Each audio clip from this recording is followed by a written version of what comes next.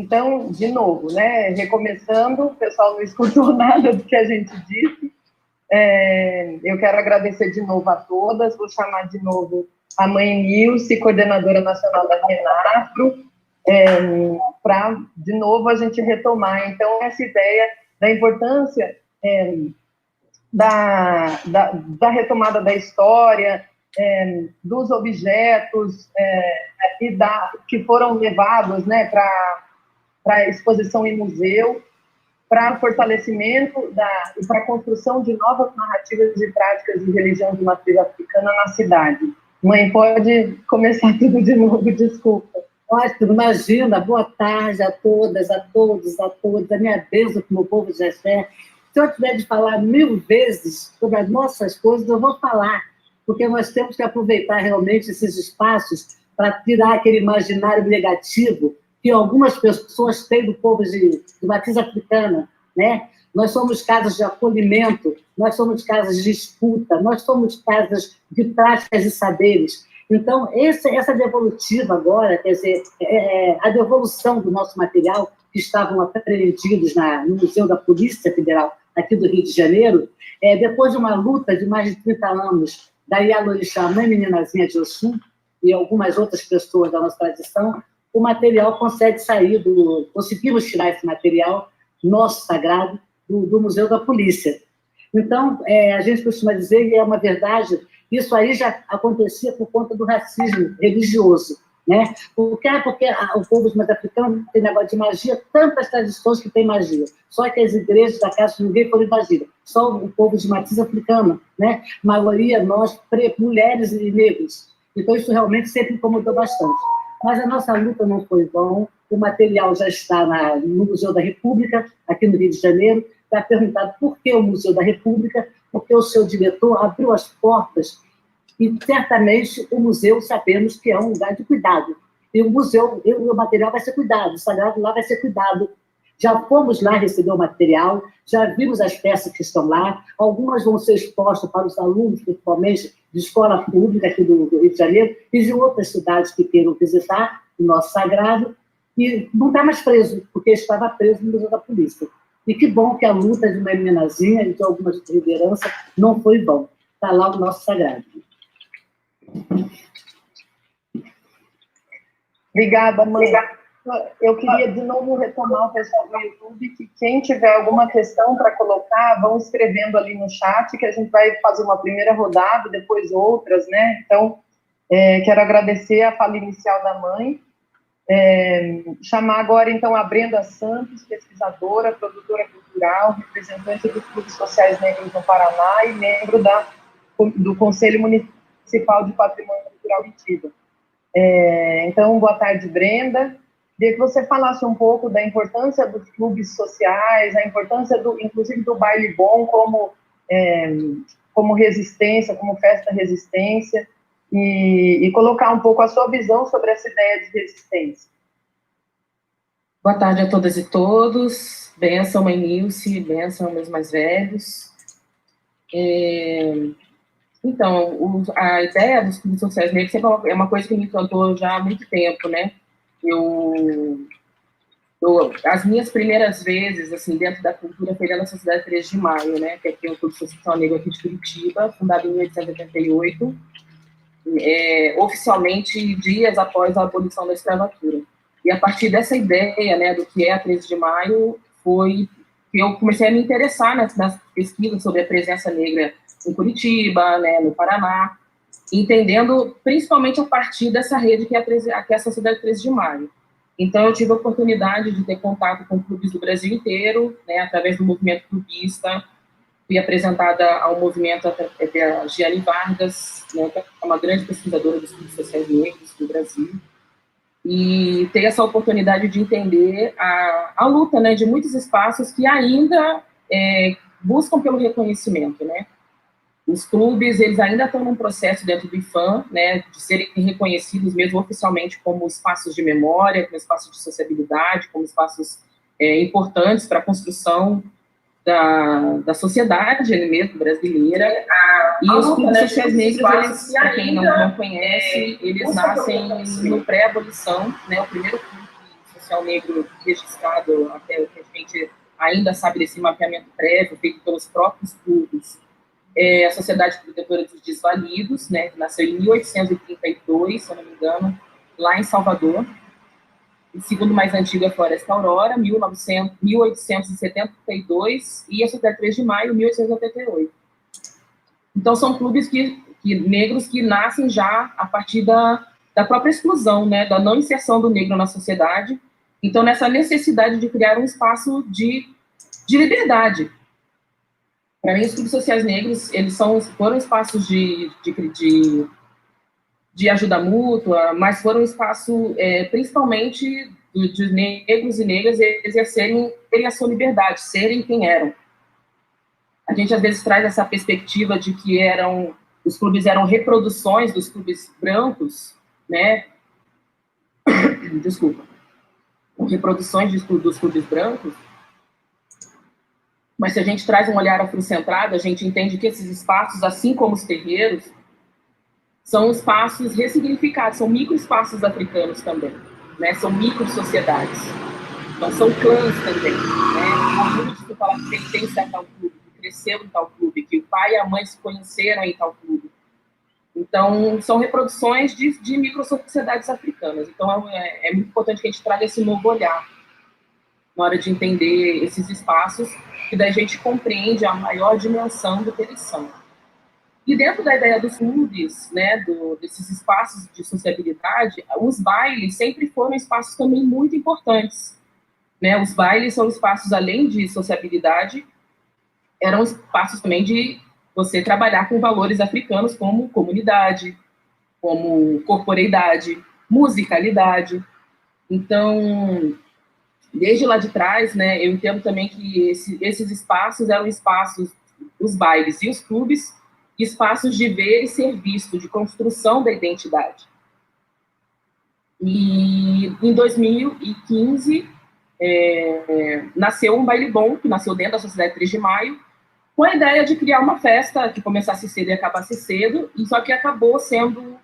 ele tomou força a partir do momento que a comunidade negra de Curitiba tomou para si tanto o espaço do clube quanto o espaço do baile.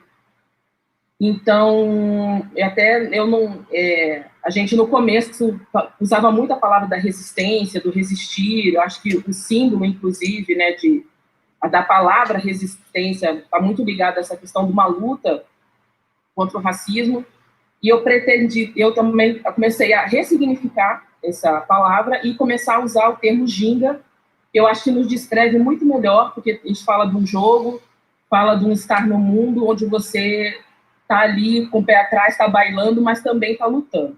Sabe? Então, acho que a ginga representa muito melhor o que é o baile e também os clubes sociais negros. Né?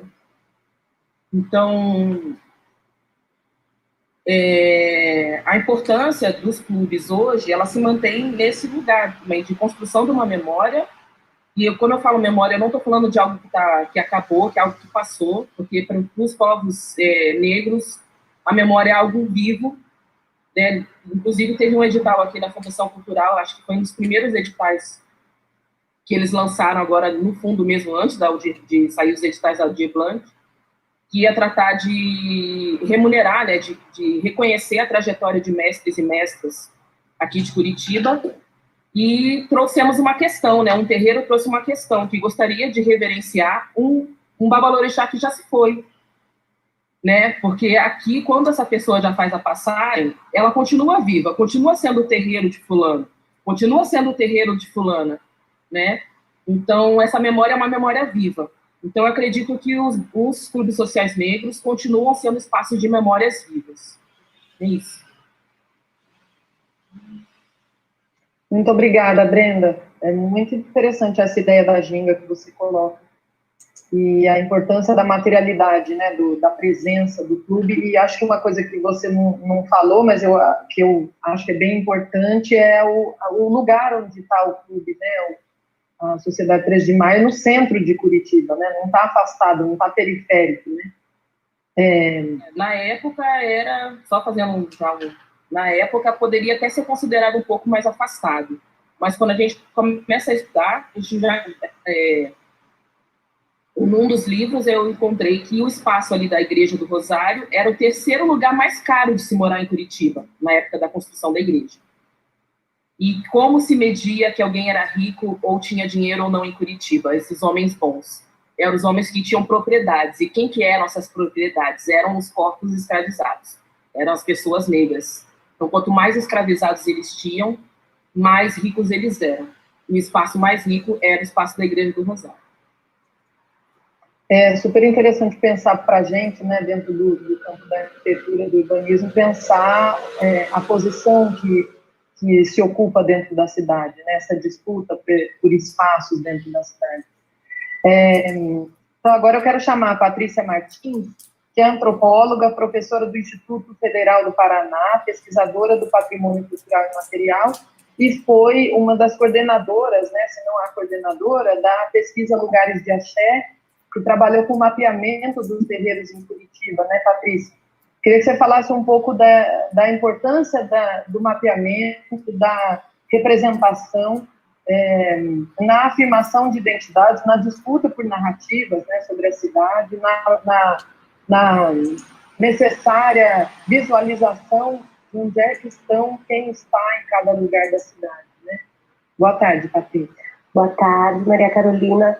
Eu gostaria de expressar, primeiramente, a minha satisfação, alegria de dividir, né, esse momento tão especial e potente, né, pedindo licença para a mãe Nilce e saudando Brenda, Rita. Brenda, que também fez parte, né, do mapeamento do Lugares de Axé, e junto com uma equipe também não tão grande, né, porque era um projeto pequeno, de certa forma, mas que, na verdade, a gente trabalhou muito junto. Então, foi uma coordenação, vamos dizer, meio projeto compartilhado, colaborativo, contando também muito de perto com a participação dos protagonistas, das pessoas de terreiro. Então, acho que um ponto forte do mapeamento, e que era a proposta dessas cartografias que acontecem em diferentes lugares do Brasil, né?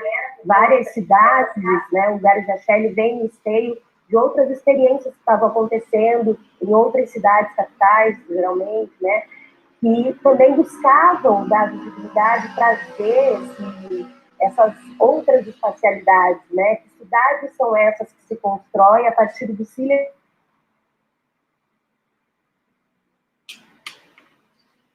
Parece que eu travei. Não? Minha internet hoje está dando para estar. Voltou. Voltou? Será que... Bem, deixa eu continuar de onde estava. Então, Maria Carolina, na verdade, esse processo ele vem nesse sentido de colaborar com algo mais amplo que estava acontecendo em outros lugares do Brasil, e num sentido muito particular na cidade de Curitiba, né? A cidade de Curitiba, né, do sul do Brasil, e particularmente a cidade de Curitiba, se constrói a partir de um mito de cidade branca, europeia, né, que apaga e invisibiliza qualquer outra coisa que não venha a partir dessa matriz europeia, né, tanto indígenas quanto negros, mas sobretudo as populações negras.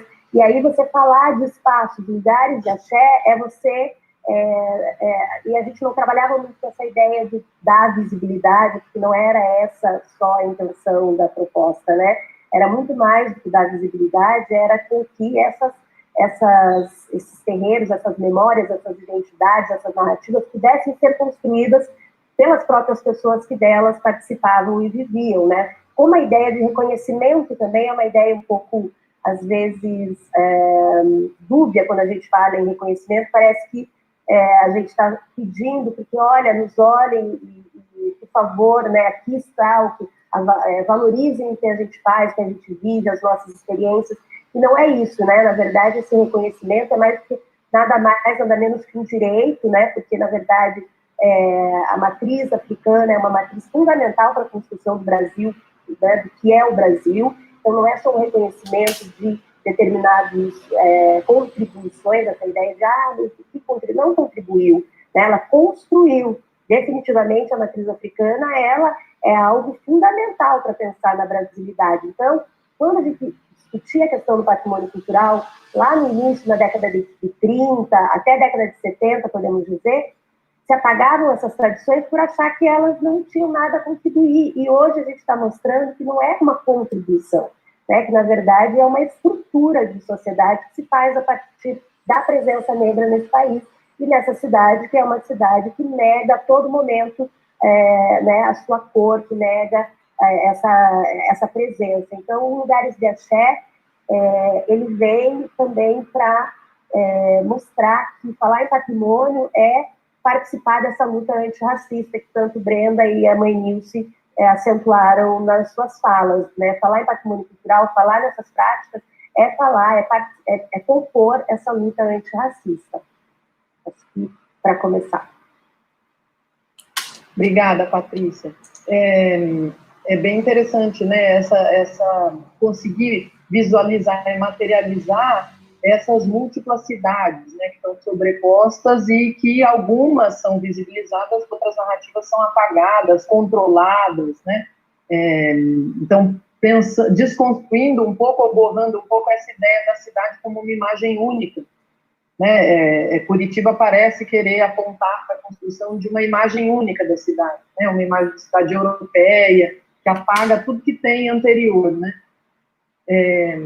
Então, agora eu quero chamar a Rita de Oliveira, que é defensora pública da União e coordenadora também do Grupo de Políticas Étnico-Raciais da Defensoria Pública da União. Boa tarde, doutora Rita. Então, aqui em Curitiba, na última terça, e eu sei que já tem um avanço a partir disso, né, gostaria que você comentasse, mas a Comissão, então, de Constituição e Justiça da Câmara Municipal de Curitiba, ela avalizou o trâmite de 10 proposições, das 19 que constavam em pauta, e entre elas, colocou-se para votação, então, em plenário, a proposta da constituição de uma comissão especial para tratar da visibilidade da presença negra em Curitiba e da contextualização histórica do tema. Você estava comentando que já teve um avanço a partir disso, né? Eu queria que você falasse um pouco disso, para tratar justamente dessa ideia de direito à cidade e dessa disputa pela cidade, né? Não só por essa cidade que está colocada, que exclui uma série de grupos, de vozes, de lugares, mas principalmente na luta por uma cidade que está a ser construída, né? Que pode ser construída, que precisa ser construída, né? Boa tarde, Rita. Boa tarde. Olá, Carol, Brenda, mãe Nilce, Patrícia. Dizer que eu estou muito feliz de estar aqui com vocês hoje.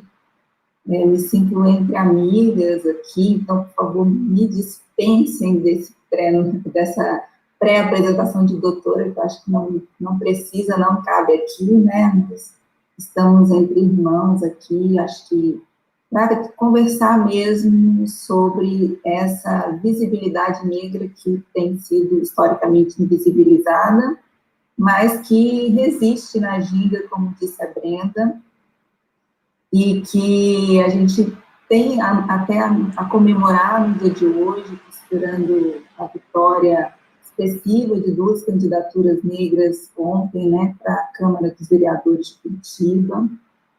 E antes de falar do projeto da comissão, eu queria só pegar um gancho nas falas anteriores, tanto da mãe Nilce, quanto da Brenda, quanto da Patrícia, no sentido de externar para vocês que todo esse processo de invisibilização da cultura negra, das manifestações religiosas, ele é um processo muito bem articulado, juridicamente, inclusive, né? Eu tenho dedicado a um tempo recente à pesquisa desse processo jurídico de apagamento da memória cultural afro-brasileira e que está inserida dentro desse projeto pós-abolição que manejou o racismo científico, manejou um processo de branqueamento, né, da população brasileira e que, dentro desse processo, foi fundamental, absolutamente fundamental, um processo de criminalização, de marginalização de invisibilização, de aculturação, de apropriação cultural, como diz muito bem Clóvis Moura, das manifestações culturais afro-brasileiras. Então, nós estamos falando de uma ginga, para tentar usar aqui a expressão que a Brenda nos brindou hoje, de uma ginga contra esse processo muito bem estruturado, né? Então, esse projeto que nós apresentamos na Câmara dos Vereadores, ele é um projeto que visa fissurar esse projeto maior, que é o projeto de branqueamento, que vem oprimindo a nossa população negra historicamente. Em Curitiba, esse projeto foi um projeto bastante exitoso, né? Porque temos uma sociedade marcadamente fundada sobre essa ideia de uma cidade europeia, de uma cidade que tem todo um arquétipo, né, de migrantes, né, em que os afrodescendentes são completamente invisibilizados, mas essa eleição de ontem nos deu um fôlego de disputa dessa cidade, porque nós tivemos 2 candidaturas negras que se apresentaram como candidaturas antirracistas, né, e que vão fazer coro a essa proposta e fazer com que essa proposta tenha vozes mais potentes dentro da legislatura municipal. Então, historiando um pouco essa proposta nos chegou, assim, como uma atividade do grupo de trabalho que eu coordeno, a partir, já foi no ano de 2019, numa atividade que até a Brenda participou, né, que foi a atividade de visibilizar mesmo os espaços negros na cidade de Curitiba. Então, nós fizemos uma semana no ano passado, no Novembro Negro, de atividades visibilizando esses espaços, atividade de palestras, de conversas, e depois, encerrando essas atividades, nós fizemos o chamado percurso, que foi nominado Caminhos Insurgentes. E percorremos a cidade de Curitiba tentando identificar esses espaços dentro de iniciativas que já são conhecidas, né, que é o projeto Afro Curitiba, da professora Joseline Mendonça, né, do Departamento de História da UFPR, e Linha Preta, do mestre Candeeiro. Então, nós unimos essas 2 iniciativas e criamos essa atividade Caminhos Insurgentes no ano passado. E depois dessa atividade, fiquei ali com aquela inquietação de por que a gente não conhecia tão bem esses espaços, por que havia uma resistência tão grande que Curitiba conhecesse e nominasse esses espaços para o público em geral. E uma primeira proposta nossa foi pedir, formalmente via Câmara dos Vereadores, através do mandato da vereadora Maria Letícia, que é uma aliada nessas pautas, que fossem incluídos alguns pontos turísticos naquele famoso ônibus de turismo de Curitiba. Tivemos uma resposta protocolar e formal de que tinha algumas dificuldades e não avançou. Também tivemos uma ideia de tentar revisar os logradouros, né, as ruas, né, tentar incluir alguns nomes de personalidades negras em ruas da cidade. Também tivemos algumas dificuldades e resistências, dizendo que tinha questões cartorárias, enfim.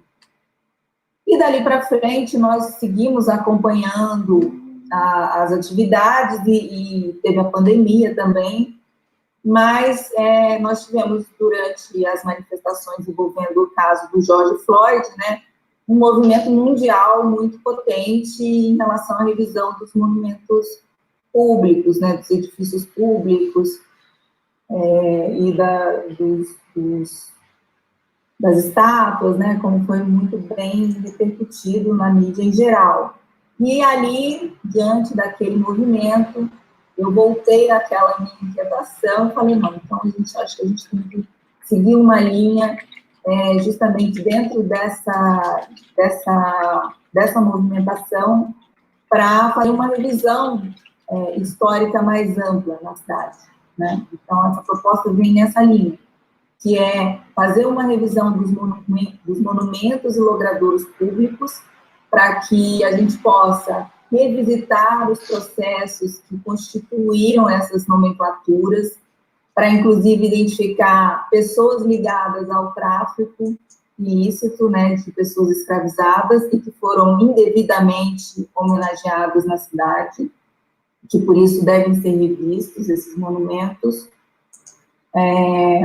Também nessa ideia de mapear os espaços de contribuição da população negra, falamos aqui da Sociedade 13 de Maio, que é uma sociedade historicamente importantíssima, não só para a cidade, mas para o Brasil, né? O Brasil tem que conhecer a história da Sociedade 13 de Maio, e a gente precisa resgatar também esses fundadores da Sociedade 13 de Maio, para que eles tenham um lugar de homenagem devida dentro da cidade, porque não é pouca coisa você criar uma sociedade como essa, no período da abolição, e ter uma atividade tão potente, que eu nem sabia, né? Eu acho que descobri isso nessa atividade, que a Sociedade 13 de Maio teve uma atuação de assistência social e de previdência desses ex-escravizados, que foi importantíssimo, que provavelmente inspirou outras iniciativas. Então, tudo isso tem que ser reconstituído, revisto, para que a gente possa trazer à tona a discussão social sobre esses espaços, sobre essas memórias que foram invisibilizadas, roubadas mesmo, apropriadas indevidamente, marginalizadas e criminalizadas dentro do espaço da cidade, para que a gente possa dar a elas o devido lugar.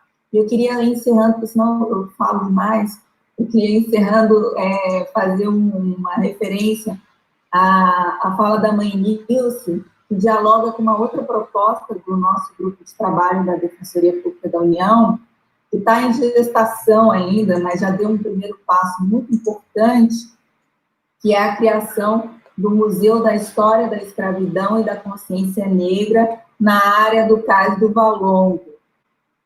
Nós fizemos uma proposta na Câmara, através do mandato do deputado Alessandro Molon, porque esse projeto ele é muito mais, embora tenha sido protocolado esse ano, ele é bem antigo, a gente começou a conversar sobre ele em 2019, quando a gente tentou a criação dessa iniciativa por meio do Fundo de Direitos Difusos do Ministério da Justiça, mas acabamos não conseguindo sensibilizar em relação à temática, por um contexto governamental que a gente sabe qual é. E aí depois evoluímos para justamente tentar criar, né, dar impulso a essa iniciativa através de uma lei federal.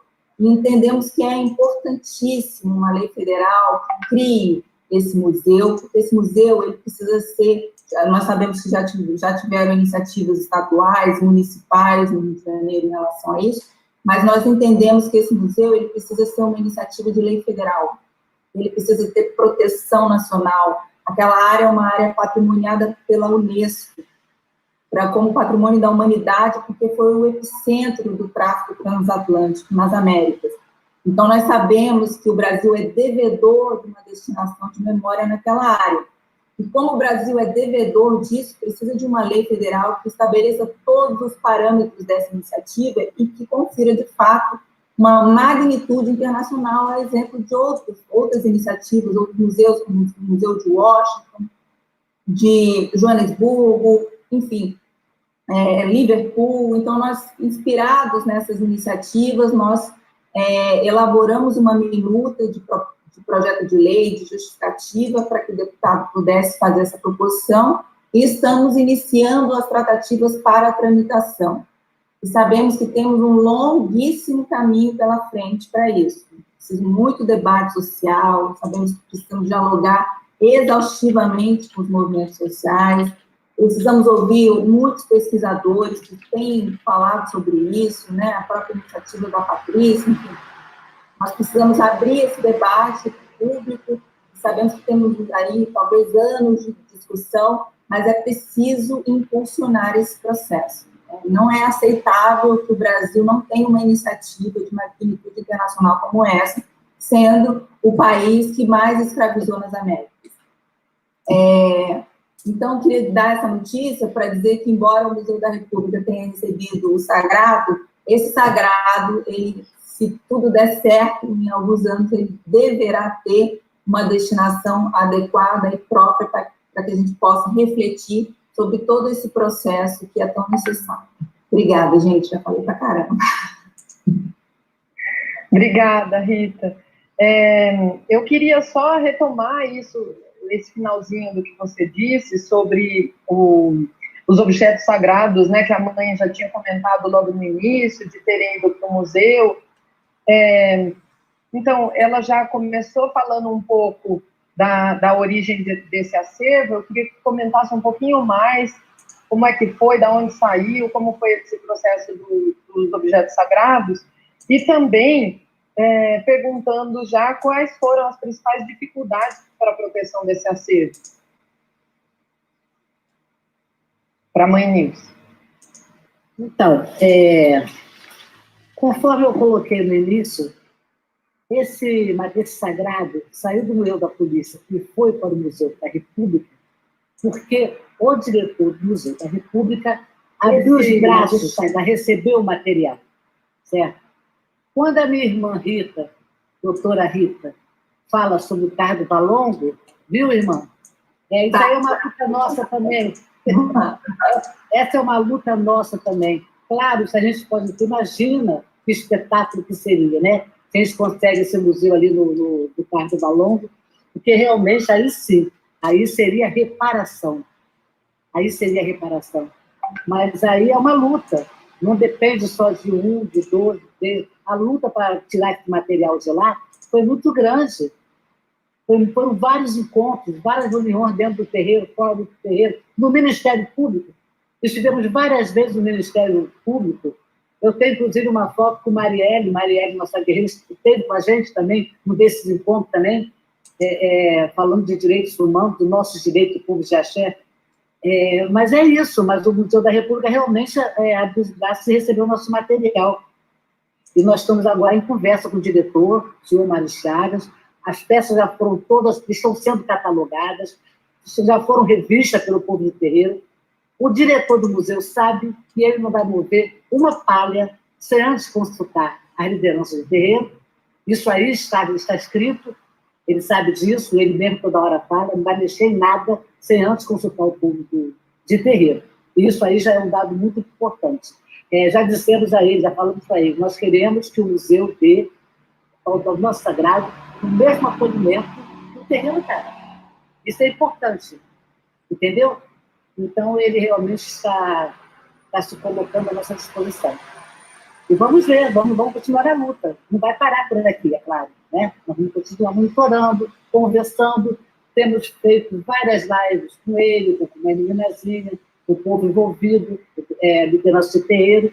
Eu quero falar uma coisa aqui na fala de Brenda, que foi muito bem colocado, quando ela falou, acho que tem a ver com isso, quando ela falou que, como uma liderança de terreiro, um pai, uma mãe de santo, volta à massa de origem, volta para casa, aquela casa, mesmo que a pessoa se aposta, me conta, fica sempre como a casa do pai fulano, ele que criou a casa.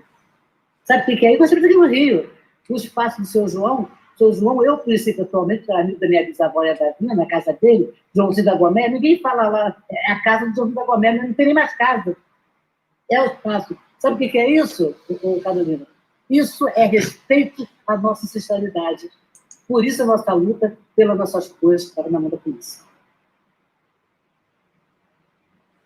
Eu fico pensando, inclusive, assim, dentro do nosso campo aqui da arquitetura e do urbanismo, até pensando um pouco na dinâmica dos museus, tem alguns amigos que fazem parte do corpo de conservação dos museus.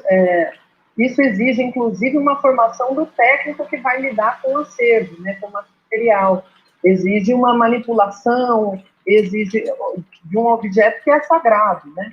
Então, exige uma formação de ponta a ponta, né? Uma institucionalidade, né? Dentro dessa institucionalidade. Tudo isso está sendo feito, todo esse cuidado está sendo feito.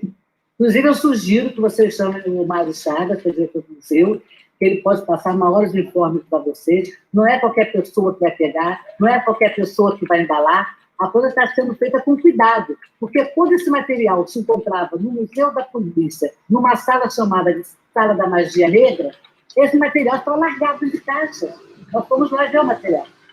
Muitas peças quebradas, empoeiradas.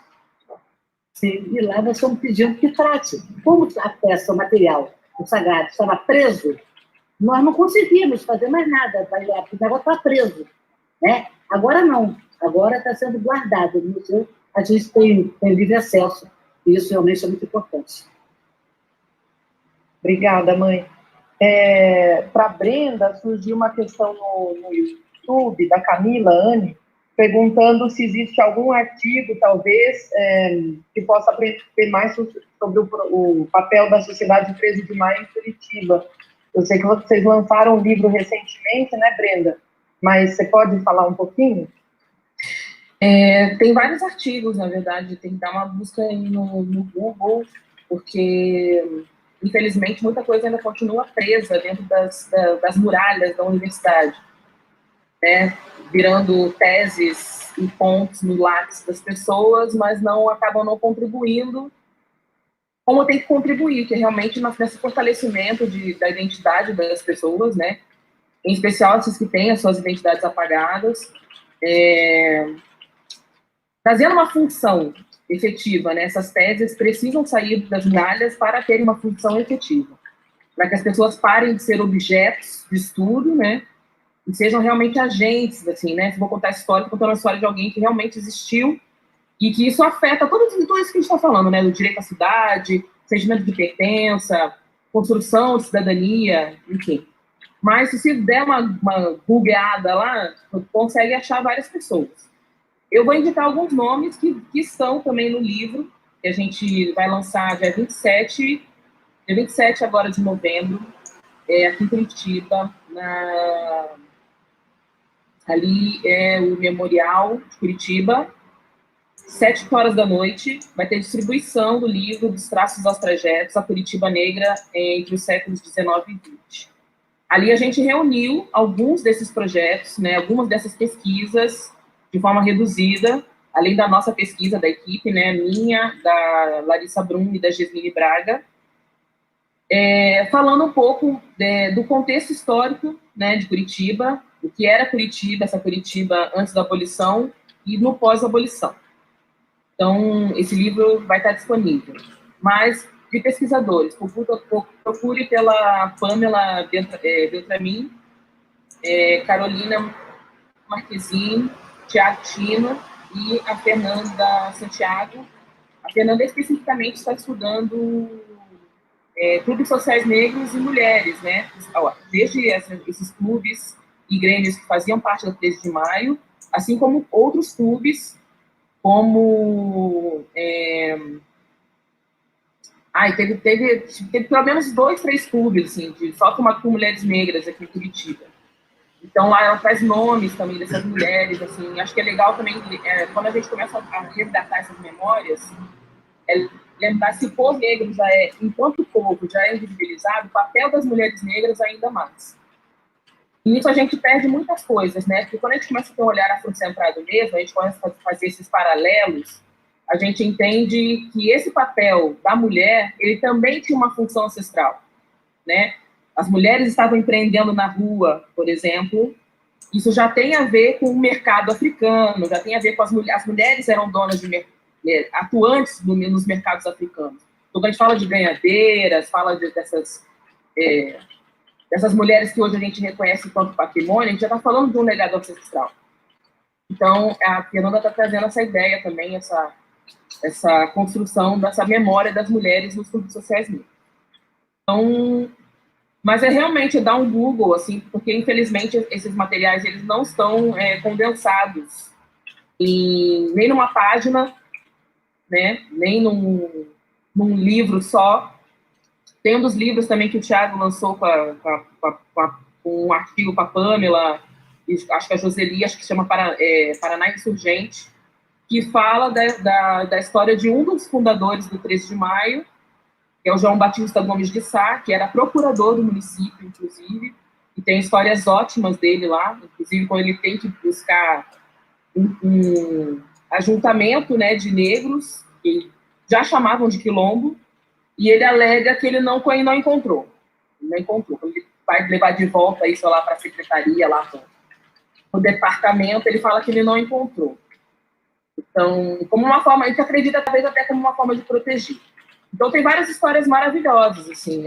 A gente, esse processo de recolher essas histórias ele também é recente. As pesquisas não são tão recentes, assim. Já tem muita gente que já pesquisou sobre 13 de maio, mas acho que a intenção de juntar isso é um pouco mais recente, porque quando a gente está falando da 13 de maio, a gente está falando de uma organização que fez muita diferença na cidade, né? A gente vai falar do 13 de maio, está falando das Irmandades Negras, está falando da Igreja do Rosário, está falando de trânsito de pessoas negras em outras sociedades. Muitas coisas que aconteciam em outros estados, né, em outras cidades, também aconteceram aqui, tiveram muita relevância aqui também. Então, é isso, vai ter que ficar que nem a gente, caçando as pérolas por aí, por enquanto. Obrigada, Brenda. E agora, a Rita começou a falar um pouco sobre isso, eu queria ouvir de todas, principalmente assim, sobre Curitiba, a gente sabe que duas candidaturas, né, à vereança foram eleitas que são negros, né? Uma mulher e um homem negro eleitos na Câmara de Vereadores de Curitiba. No Rio de Janeiro, a gente teve algumas também, Tainá de Paula do PSOL foi eleita. Em São Paulo, a gente teve a Elaine do Quilombo Periférico eleita também, e vários outros no Brasil, né? O que isso significa? O que se espera dessas candidaturas? O que vocês acham? Quais são as perspectivas, né, de mudança a partir dessa entrada? Quer começar, mãe? Falando um pouco do Rio de Janeiro. Eu sei que eu não disse isso antes, mas além de ser coordenadora nacional da Renato, também conselheira dos direitos da mulher no Rio de Janeiro, né? Quais são, então, as perspectivas para essa entrada agora na Câmara? Bom, eu sempre fui uma grande incentivadora para que as mulheres negras, as mulheres de axé, que estivessem ocupando espaços de distância política. Por que é importante? Porque a gente precisa de política pública, no terreiro, não é verdade? A gente precisa de alguém que nos defenda.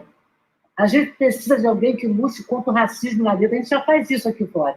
Mas precisa de alguém lá dentro que tenha voz pela gente. Eu estou muito feliz de ver que uma das mulheres de axé da Renaf, coordenadora da Renaf lá de Pelotas, Sandra Ali Bueno, está lá para o segundo turno, como vice-prefeita. Como vice-prefeita. Então, eu espero realmente que ela consiga. Porque nós, mulheres negras de axé, temos que ocupar esses espaços com igualdade de direito. Então, vamos à luta, companheiras. Não vamos aguardar, não ofereceu esse ano, não tem problema. Vamos tentar agora para a deputada. Tenta de novo para a vereadora. Mas desistir, jamais. Patrícia, você vê essa entrada em Curitiba como um fortalecimento dessas ações de visibilidade? Quer falar um pouquinho? Posso falar. Eu acredito que a gente, né, ontem, né, no último domingo, a gente viveu um momento histórico mesmo, sem precedentes, assim. Acho que é justamente isso também que a mãe falou, é o início, né? Me dá uma impressão de que o nosso voto está realmente agora sendo visto a partir de perspectivas identitárias, né, de com quem eu me identifico. Acho que até circulou nas redes sociais alguma coisa do tipo, quando for votar, leve seu título, e tua classe social, né, da onde você vem. Eu acho que muito disso, muitos desses resultados que a gente viu tanto em Curitiba, que para a gente é fundamental, né, por tudo que a gente estava discutindo com relação a essa negação que existe na cidade, mas é um movimento que, acompanhando hoje, aconteceu no Brasil todo, em várias cidades, mulheres pretas se elegendo, né, homens pretos também, pessoas trans. Então, existiu, aí a gente está vendo, eu acho que é um movimento inicial, que é na próxima eleição, né, oxalá permita que a gente veja muito mais, aí no nível, né, de deputado federal, no nível federal mesmo, que é justamente as pessoas conseguindo compreender que o seu voto tem que estar atrelado às suas bandeiras, às suas origens, enfim, né, o que lhe diz respeito. E, com certeza, essa entrada de mulheres pretas né, no que rege a municipalidade, para a gente vai ter um efeito imediato de pensar questões que são, né, realmente de inclusão em vários campos, como na educação, na saúde, na questão de trabalho, né, acho que é uma outra sensibilidade que entra aí em jogo no campo da política. Estou muito feliz com esses resultados, mas achando mesmo que é só o início, o pontapé inicial, e muita transformação vem por aí. Brenda, Rita. Posso falar? Então, como eu ia dizendo, eu fiquei bastante entusiasmada com esse resultado, e esse resultado vai ser fundamental, acho, importantíssimo para esse projeto que a gente tem lá na Câmara. Eu não sei se eu falei na primeira oportunidade, mas esse projeto já avançou, né, ele foi aprovado em plenário, né, para já começar as atividades dessa comissão, e essa comissão, ela vai ter esse papel de justamente juntar essas pesquisas, dar visibilidade a essas pesquisas, retirar ela dessas caixinhas que a Brenda colocou, para que essas pesquisas deem uma contribuição social mesmo, para a gente discutir esses espaços que foram invisibilizados. E eu hoje, até vendo os resultados da eleição municipal, eu me lembrei que no ano passado, também, no sábado, encerrando essas atividades todas que nós fizemos, que foram atividades marcadamente culturais, né, de discussão cultural, a gente fez o Cine Negritude, que foi uma atividade de cinema, né, de cine-debate, na Casa Cultural Periférica em Cachoeira, na periferia de Curitiba, com os estudantes da Clínica de Direitos Humanos da UFPR, jovens do movimento negro, para discutir, né, passar os vídeos da campanha da DPU Interfaces do Racismo, e também discutir as nossas organizações políticas, intercalando essas conversas, esses debates com atividades culturais. E foi uma oportunidade muito potente. Um dos anfitriões dessa atividade foi o Renato Freitas, que foi eleito, e eu me lembro dele falando e da gente conversando, uma roda, né, bastante plural, assim, dessa importância da organização política para que a gente pudesse ter força, né, e a partir, inclusive, desses impactos de autoritarismo que a gente tem vivenciado nesses últimos anos. Então, acho que essas candidaturas que se expressaram como candidaturas de representatividade, mas também de potência em relação às pautas raciais, elas vão dar um fôlego decisivo para essa atividade e para esse processo de visibilização da população negra. E eu acho que é bem isso que a Patrícia colocou agora, né? Especialmente a candidatura da Carol, da Tora, né, ela converge aí, primeiro, para a gente pensar sobre o tamanho desse racismo estruturante das políticas da cidade, porque é absolutamente sintomático que em 300 anos, só agora a gente tem uma primeira vereadora negra numa cidade que tem quase 30% da sua população formada por pessoas negras. Então, isso já é um sintoma bastante grave. mas, por outro lado, não deixa de significar um avanço, uma ruptura nesse processo, né, de branqueamento, de eurocentrismo, né, nas atividades municipais, enfim.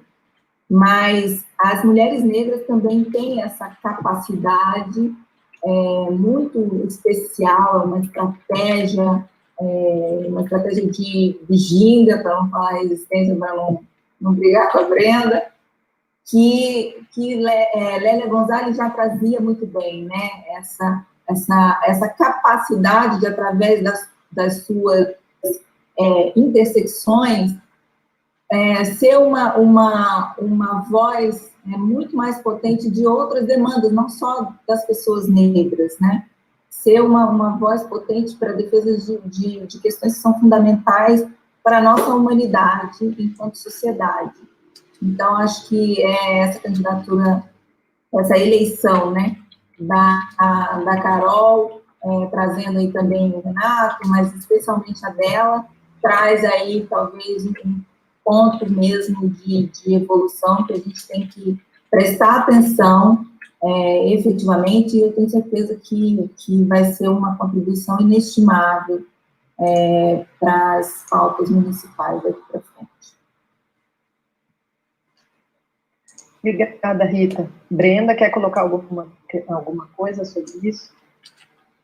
Eu sou uma pessoa que assim, eu fico aguardando para ver, sabe? Apesar de ter ficado bem feliz, eu acho que são várias coisas que vão trazer esse entendimento de que as coisas vão mudar. Principalmente quando esses vereadores, né, tanto a Carol quanto o Renato, e temos o Erivelto também, né, que se reelegeu.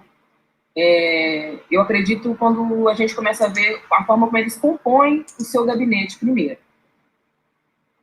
Sabe? De que forma vai ser composto esse gabinete, de uma forma que, ainda que eles não tenham sugerido mandatos coletivos, mas de que forma eles vão conduzir esses mandatos, sabe? Para entender se vai ter um diálogo próximo mesmo, porque me preocupa quando a gente só consegue dialogar com um vereador ou uma vereadora quando tem que vir através de uma instituição grande.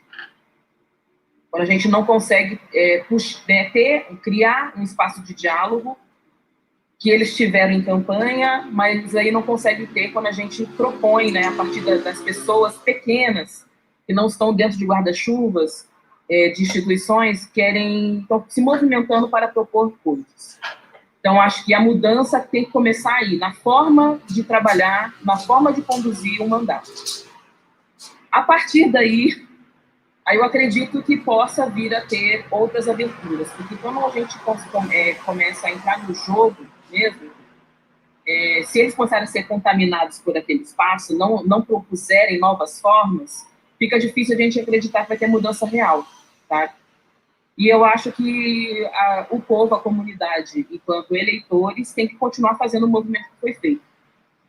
A gente foi entender tarde que a gente não tinha mais que ficar se apoiando em apenas um partido, em apenas uma possibilidade, apesar de que foi o partido que sempre é malhado, foi o que elegeu essas candidaturas, né?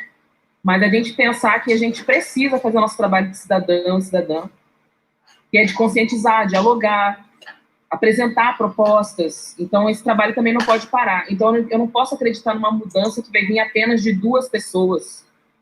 Eu tenho que acreditar que essas pessoas estão com a mente de que elas conseguem fazer algo para além de estarem lá figurativamente enquanto pessoas pretas, sabe? Tem que trazer uma nova ideia, um novo jeito de ser, de estar e de se comunicar. Então, vamos esperar. É uma esperança, mas eu prefiro ainda observar para ver se vai ser diferente. Obrigada, Brenda. Acho bem importante o seu recado, inclusive agora, né? Logo de início, espero que estejam assistindo ou que assistam em algum momento. Eu posso dar o recado da Brenda? Claro. Sim. Na verdade, eu queria só complementar, assim, Brenda, eu acho que essas candidaturas, elas são candidaturas que expressam uma vitória coletiva, né? Uma vitória de organizações que acreditaram nessas pessoas, né, organizações que eu digo não formalmente falando, né, mas houve uma organicidade política em torno dessas pessoas para que fossem eleitas. Renato Freitas, eu acho que é a segunda vez que ele concorre, está sendo eleito agora. Então, essas candidaturas, elas, né, se não tiverem uma amnésia seletiva, elas vão perceber que o que elas obtiveram foi uma vitória coletiva, e por isso tem que, digamos assim, fazer jus a essa conquista através da construção mesmo do mandato coletivo. E existem pessoas que fazem isso de uma forma, talvez, não tão digamos, representativa, mas que tem experiências nessa construção coletiva, né? A própria vereadora Maria Letícia imprimiu um pouco essa dinâmica no mandato dela de ser sempre aberta a discussões com a sociedade, o gabinete dela com pessoas que circulam nos vários espaços para estar sempre colhendo essas propostas. Então, acho que esse aprendizado está aí, mas eu deposito uma esperança muito forte nessas candidaturas, porque eu acho que elas vêm forjadas por essa dinâmica atlântica, assim, né, de resistência e de construção coletiva, e que eu acho que não tem por que não ser diferente. E, por outro lado, também carregam a responsabilidade, já que são, de certa forma, pioneiros nesses espaços, carregam a responsabilidade de fazer jus a essa expectativa, né? E, do contrário, vão, obviamente, também trazer, numa próxima eleição, a carga desse insucesso, ou desse fechamento, e talvez estabelecendo estruturas de hierarquias raciais que a gente conhece muito bem. Então, acho que acredito que são pessoas que têm conhecimento dessa responsabilidade. Tem uma pergunta do Tiago Oshino, pelo canal nosso da retransmissão. Ele pergunta, na visão das senhoras, quais os principais desafios para descolonizar o campo do patrimônio cultural e superar sua branquitude? E eu queria só amarrar uma questão a isso, se vocês entendem os terreiros como espaços pedagógicos nesse sentido, de enfrentamento de uma lógica dentro dessa cidade, como Curitiba, como Rio de Janeiro, muito calcada, principalmente, acho que Curitiba, né, nessa imagem de uma cidade europeia, vinculada a valores e a imagens, né, a significados, a signos da branquitude. A mãe quer começar? Pode ser. Então, Tiago, meu amor, meu querido, te amo, um beijo para você. Obrigada. Veja bem, eu acho que a nossa luta tem sido... A nossa luta é ancestral, né? A gente sabe disso. Então, acho que a gente realmente não tem que desistir e, como eu falei, procurar ocupar os espaços por igualdade de direito. Dia 20 agora, Dia da Consciência Negra, eu vou estar lançando, em nome da Rede Nacional de Religiões da Área de Saúde, em nome do Ilhéu Moloxum, uns cartões postais que, na frente dos cartões, são fotos da minha ancestralidade. Pessoas que aqui no Rio ajudaram a fundar o Ilhéu Moloxum. Atrás do cartão postal, nós temos Direitos dos Povos de Terreiro, que é uma parceria que eu fiz com o doutor Edio Santos, que é um advogado que defendeu a nossa causa, viu, Brenda, do povo de terreiro, lá no STF, eu estava lá, no julgamento. Então, nosso povo, precisa conhecer os nossos direitos, nós precisamos conhecer os nossos direitos, que nós não sabemos de tudo. Então, eu fiz questão de fazer esses cartões, eu vou divulgar agora, vou lançar no dia 20 nas redes sociais, e quem quiser, o povo de terreiro, me procura que eu mando pelo correio, dentro do estado do Rio de Janeiro, vamos conhecer os nossos direitos. Só assim nós podemos estar ocupando, e nós temos que ocupar sempre.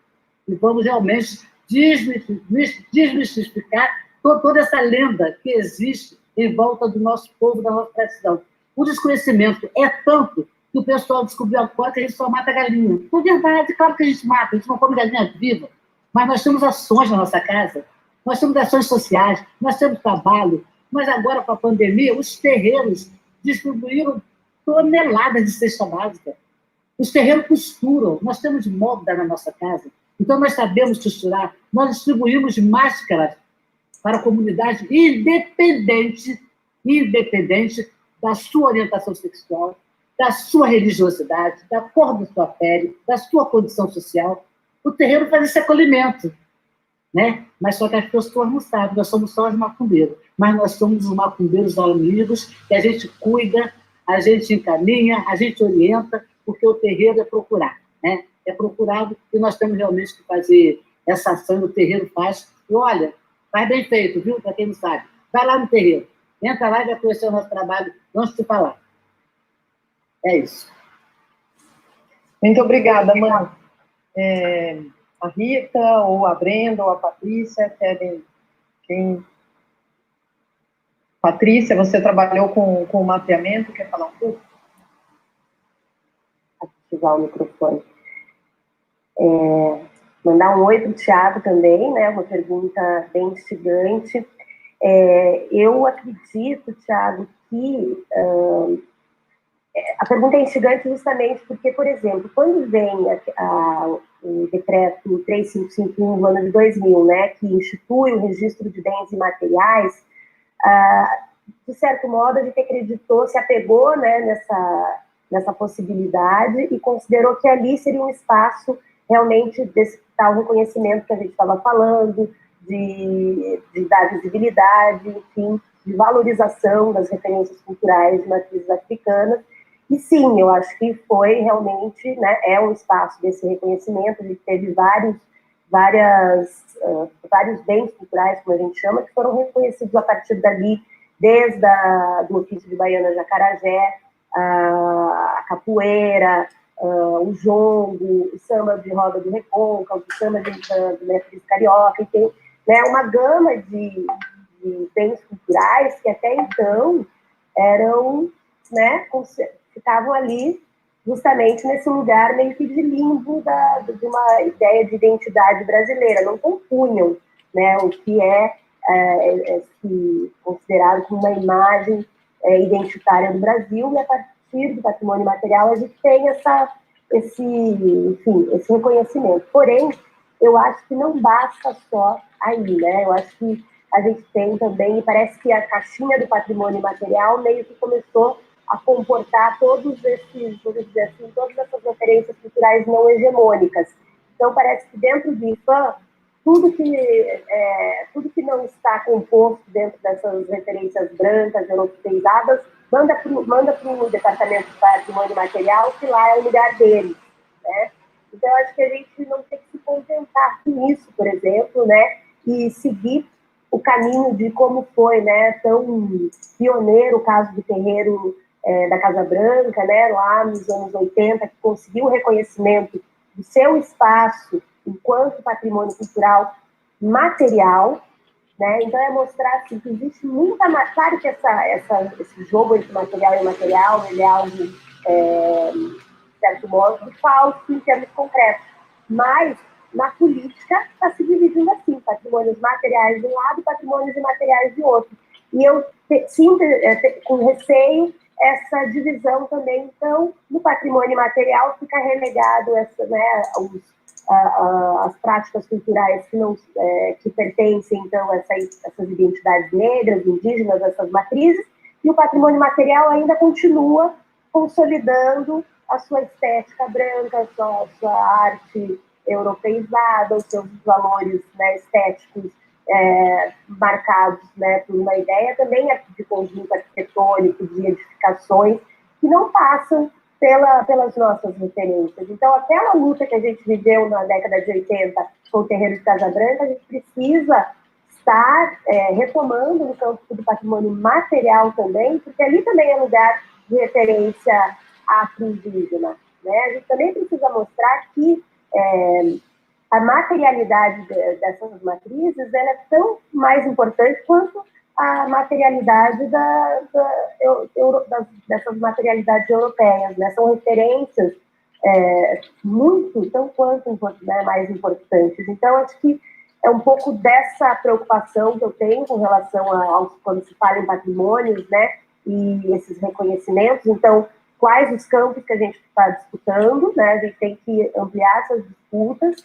E também, por último, a questão da articulação das políticas, né? Que falar em patrimônio também nesse campo do imaterial e dessas práticas inclui falar em direito à cidade, à educação, à saúde, né? Enquanto essas políticas não se integrarem, não tem como a gente pensar em reconhecimento e salvaguardar patrimônios se a nossa população continua sendo exterminada, excluída, silenciada.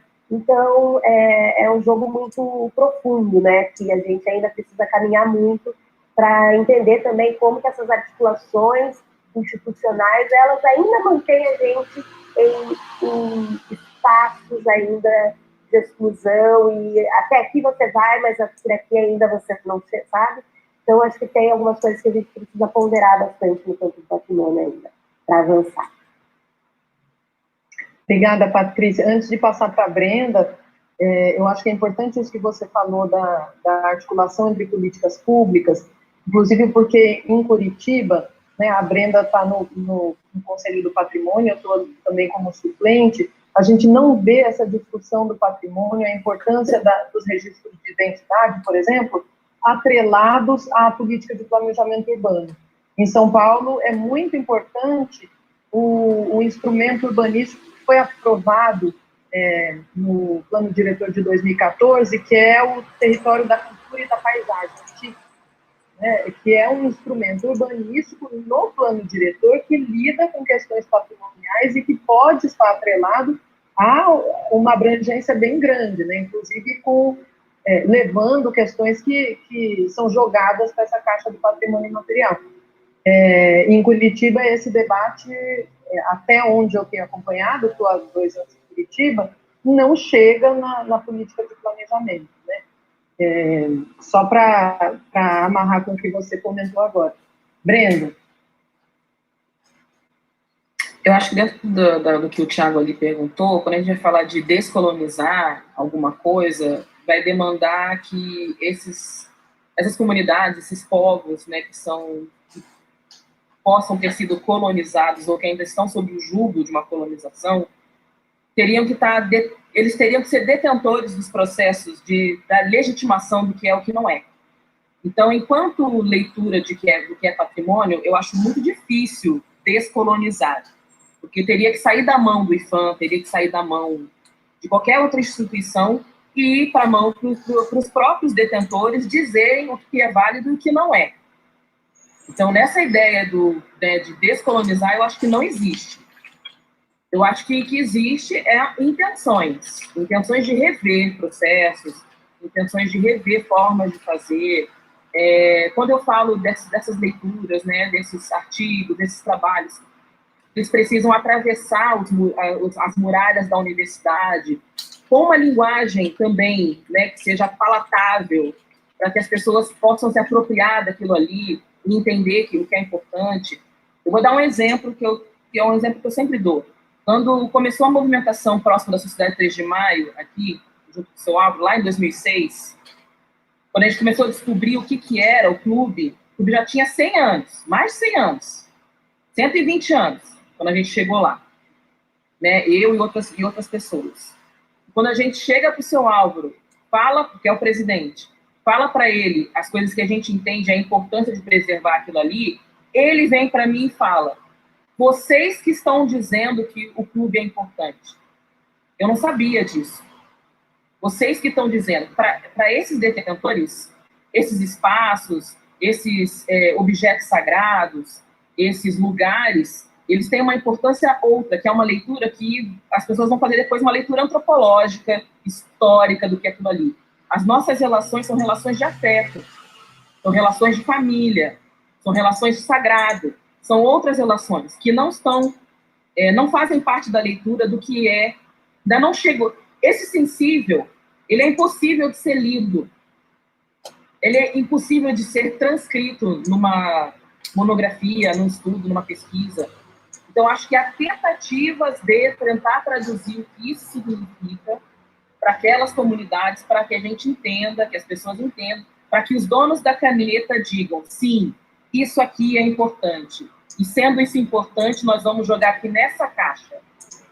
Então, não tem como descolonizar ainda, entende? Tem como a gente tentar processos de valorização, mas descolonizar a partir do momento que isso está no jugo de alguém que vai canetear e dizer se é ou não é, não tem como.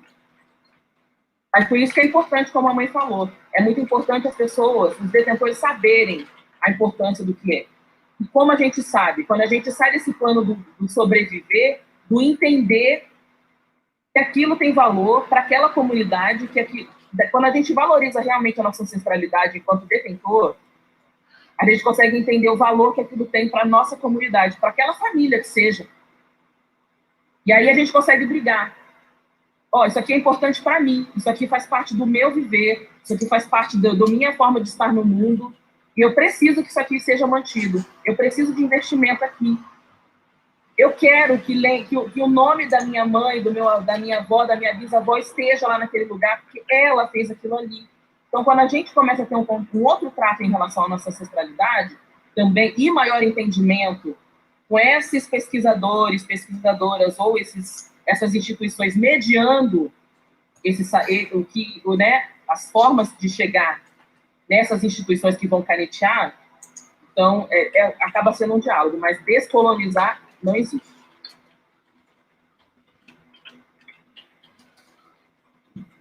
Rita. Posso engatar aqui, a Brenda é ótima, ela joga umas bolas assim para a gente.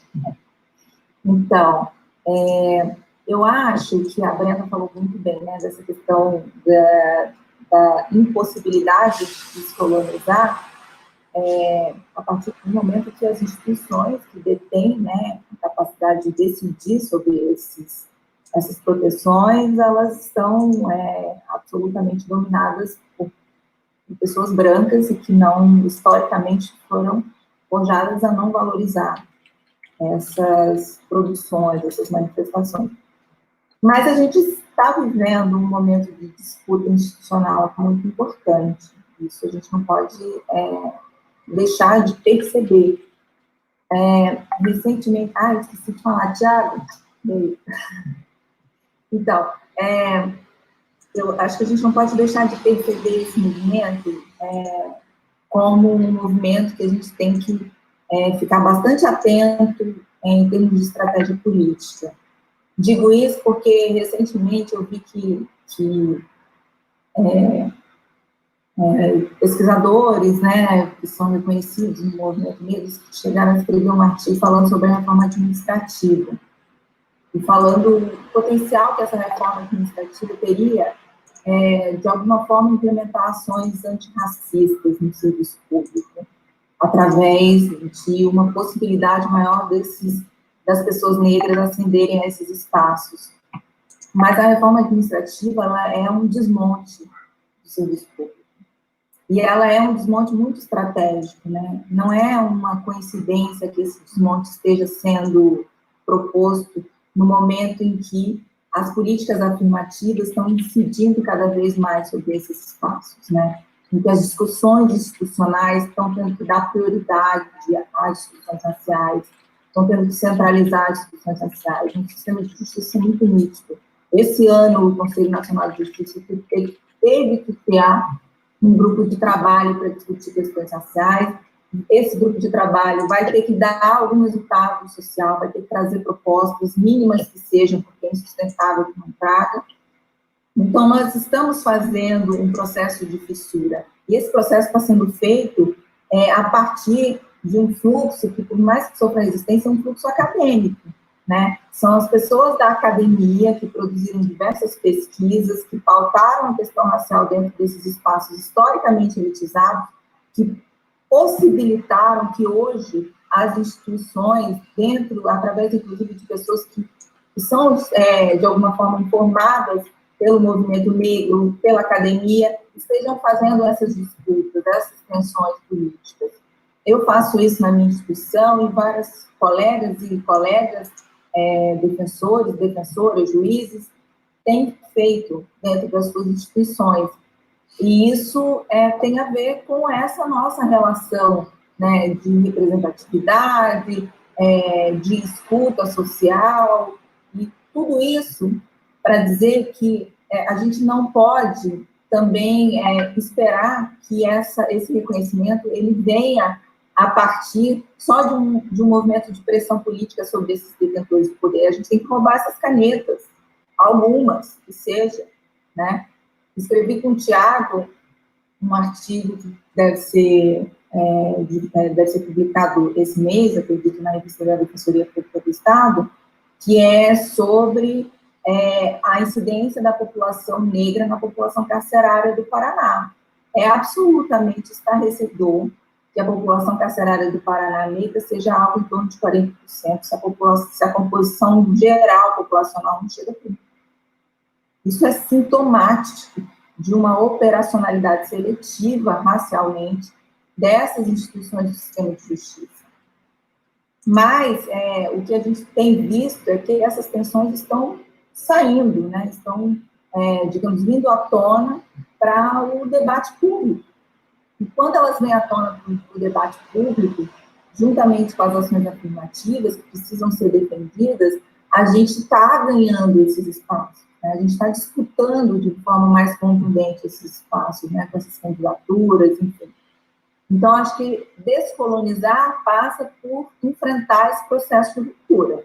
Né? Se a gente vai conseguir, eu não sei porque, de fato, como a Brenda colocou, são estratégias institucionais, políticas, culturais, seculares, né? E essas estratégias foram muito bem engendradas, né? Para permear ideologicamente o imaginário social, para definir estratégias de funcionamento das instituições como um todo. Então, nosso desafio é muito grande. Mas a gente não pode deixar de pensar essas estratégias, de continuar avançando nesse processo de ruptura, de tomada, de apropriação institucional, ou pelo menos de parte desses espaços, mantendo todas essas questões no debate público. Acho que é isso.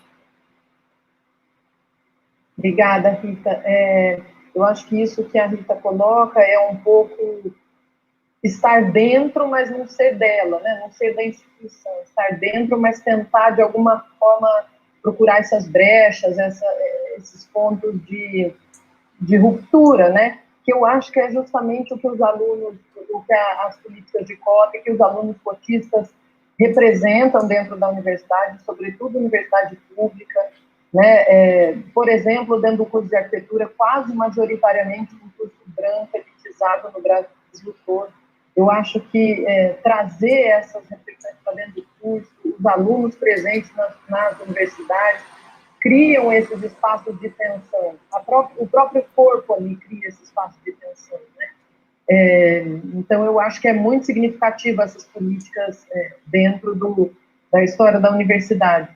Eu quero agradecer muito a todas vocês, as pessoas que acompanharam a mesa, em nome do LAURB, dos professores da área de urbanismo, agradeço a participação, agradeço a PROEC, a Programação de Negritude, o FPR, e coloco da minha parte a universidade, as disciplinas do campo de urbanismo, tenho certeza que as professoras concordam comigo, os professores concordam comigo, à disposição para que essa distância diminua um pouquinho mais, pelo menos, não a gente estando no território